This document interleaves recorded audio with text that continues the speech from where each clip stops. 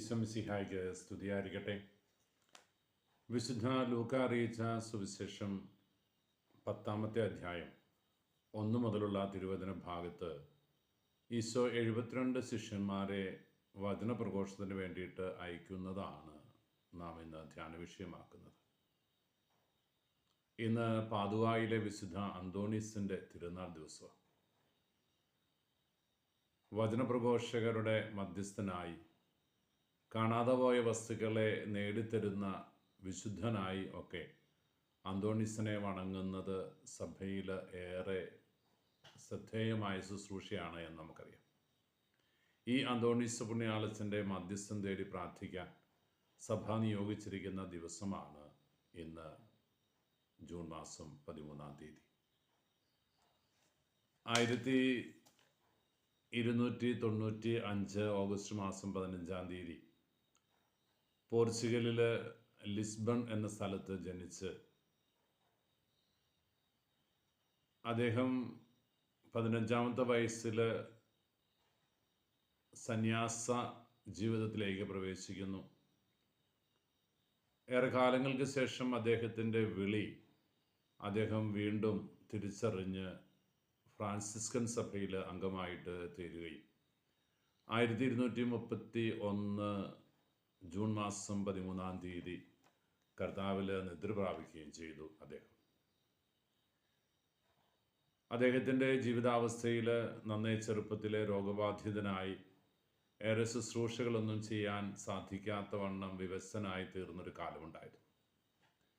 ആ കാലഘട്ടങ്ങളിൽ ആശ്രമ ജീവിതത്തിൻ്റെ തിരക്കുകളുടെ ഇടയിൽ ഓടുമ്പോൾ ഒരു ഫ്രാൻസിസ്കൻ ആശ്രമത്തിൽ വെച്ച് നടത്തിയ ഒരു ധ്യാന ശുശ്രൂഷ ഡൊമിനിക്കൻ സന്യാസിമാർ അവിടെ വചനപ്രഘോഷണം നടത്താൻ വന്നും പറഞ്ഞെങ്കിലും വന്ന വൈദികൻ വേണ്ടത്ര ഒരുക്കമില്ലാതെ വന്ന വ്യക്തിയായിരുന്നതുകൊണ്ട് അദ്ദേഹം സുപ്പീരിയർ അച്ഛനെ വിവരമറിയിക്കുകയും താൻ ഒരുങ്ങിയിട്ടില്ല എന്ന കാര്യം അറിയിക്കുകയും ചെയ്തു.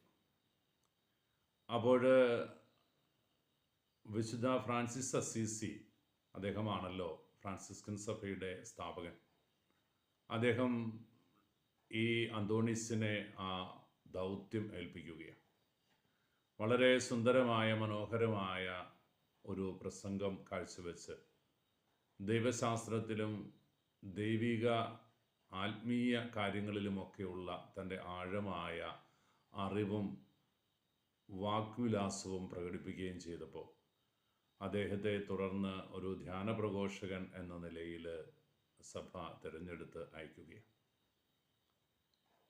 ഇറ്റലിയിലെ സദേൺ പ്രോവിൻസിൻ്റെ പ്രൊവിൻഷ്യലായിട്ട് നിയോഗിക്കപ്പെട്ടപ്പോഴാണ് അദ്ദേഹം പാതുവ എന്ന സ്ഥലത്ത് എത്തിച്ചേരുകയും 1231 അവിടെ വെച്ച് നിര്യാതനാവുകയും ചെയ്യുക.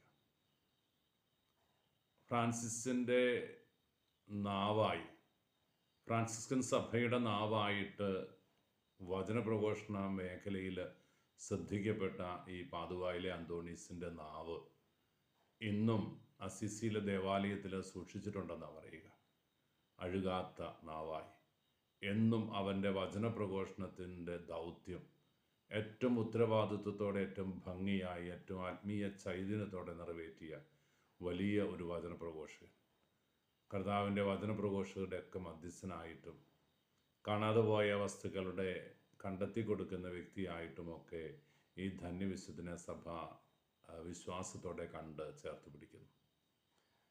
പ്രിയപ്പെട്ടവരെ, ഇന്ന് 72 പേരെ അയച്ചപ്പോൾ ശിഷ്യന്മാരോട് അവിടുന്ന് പറഞ്ഞ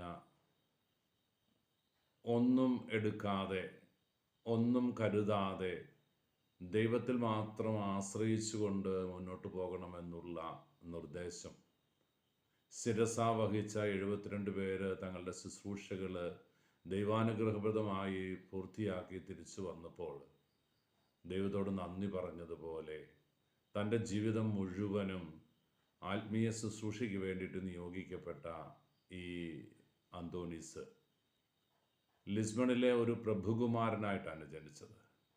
നാട്ടിലെ അറിയപ്പെടുന്ന ഒരു ധനാഢ്യൻ്റെ മകനായിട്ട് മാതാപിതാക്കളുടെയും കുടുംബാംഗങ്ങളുടെയൊക്കെ എതിർപ്പിനെ അതിജീവിച്ചുകൊണ്ടാണ് അദ്ദേഹം സന്യാസ ജീവിതത്തിലേക്ക് കടന്നു പോകുന്നത്. അദ്ദേഹത്തിൻ്റെ ജീവിതത്തെ അദ്ദേഹം പുലർത്തിയിരുന്ന വിരക്തി ഏറെ ശ്രദ്ധേയമാണ്. ലോകവസ്തുക്കളോടും ഭൗമികമായ നേട്ടങ്ങളോടുമൊക്കെ അദ്ദേഹം പുലർത്തിയിരുന്ന ഒരു അകലം അത് ഓരോ സന്യാസിക്കും നമുക്ക് ഓരോരുത്തർക്കും പാഠമാണ്. വിശുദ്ധ അന്തോണീസിൻ്റെ തിരുനാൾ ആചരിക്കുമ്പോൾ ഏറ്റവും അഭിഷേകത്തോടെ ആത്മീയ ശുശ്രൂഷകൾ നിറവേറ്റുവാനും ചുറ്റുമുള്ള ജനത്തിന് സുവിശേഷ ദൂത് പകർന്നു കൊടുക്കാനുമൊക്കെ നമ്മളെയും ഉപകരണമാക്കണമേ എന്ന് നമുക്ക് പ്രാർത്ഥിക്കാം.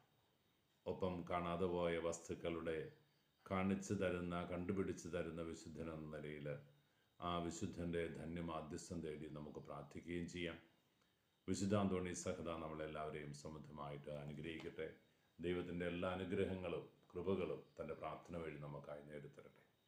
കർത്താവ് ശംസിഹായുടെ കൃപയും പിതാവായ ദൈവത്തിൻ്റെ സ്നേഹവും പരിശുദ്ധാരൂപിയുടെ സഹവാസവും വിശുദ്ധ അന്തോണീസ് സഹദായുടെ പ്രാർത്ഥനാ സഹായവും നാം എല്ലാവരോടും കൂടി ഉണ്ടായിരിക്കട്ടെ, ഇപ്പോഴും എപ്പോഴും.